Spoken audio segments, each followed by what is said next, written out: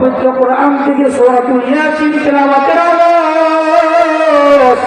আপনার আমার নবী বলতেছেন ইয়াসিন ওয়াল কুরআনিল হাকীম ইন্নাকা লামিনাল মুরসালিন আলা সিরাতিন মুস্তাকিম।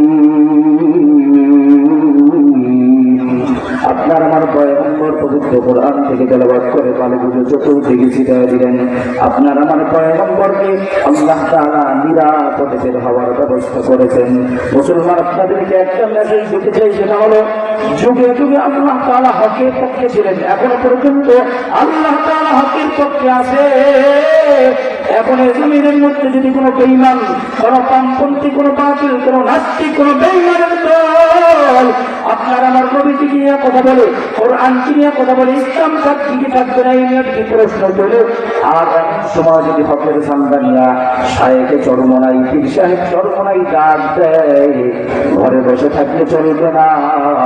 চরমনাই হযরতের হাতকে শক্তিশালী করো, ময়দানে অবতীর্ণ হলে বাতিল গরো পালাতে থাকতে হবে। ঠিক আছে বলে নাস্তিকতা নিপাত যাক, ইসলাম জিন্দাবাদ, কবি প্রাণে একই আওয়াজ।